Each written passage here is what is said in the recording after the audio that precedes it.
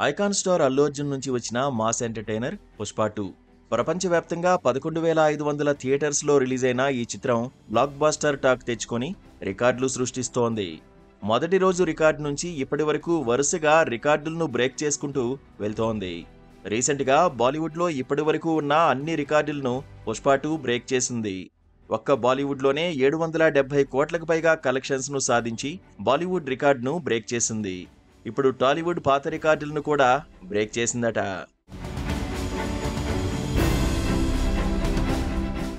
Indian సినిమాల్లో అత్యధిక collections సాధించిన చిత్రమైన బాహుబలి 2 ప్రపంచవ్యాప్తంగా 1800 కోట్లకు పైగా కలెక్షన్స్ వసూలు చేయగా తెలుగు రాష్ట్రాల నుంచి 300 కోట్లకు పైగా వసూళ్లను సాధించింది. ఇప్పుడు ఈ రికార్డును పుష్ప 2 బ్రేక్ చేసింది. త్వరలో ఇండియా వైడ్ కలెక్షన్స్ ను కూడా ఈ చిత్రం బ్రేక్ చేస్తుందని ఇండస్ట్రీ వర్గాల అంచనా. ఓవర్సీస్లోనూ దాదాపు $29 మిలియన్ పైగా కలెక్షన్స్ సాధించిన ఈ చిత్రం మరెన్ని రికార్డులను సృష్టిస్తుందో చూడాలి. నటన పరంగా కూడా అల్లు అర్జున్ ఈ చిత్రంతో మరో మెట్టు పైకెదిగాడు.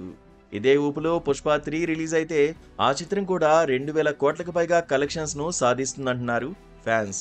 పుష్ప 2కి 3 ఏళ్లకు పైగా కేటాయించడంతో బన్నీ కొత్త సినిమాల మీద కాన్సంట్రేషన్ చేయలేకపోయాడు. త్వరలో త్రివిక్రమ్ సినిమాతో పట్టాలెక్కబోతున్నాడు. తాజాగా సంధ్యా థియేటర్ తొక్కిసలాట వివాదంలో మరణించిన రేవతి కుటుంబానికి బన్నీ అండగా నిలుస్తానని చెప్పడంతో పాటు అటు మైత్రి మూవీ మేకర్స్ సుకుమార్ చెరి 50 లక్షలు ఇవ్వగా అల్లు అరవింద్ ₹1 కోటి చెక్కును రేవతి కుటుంబానికి అందించారు.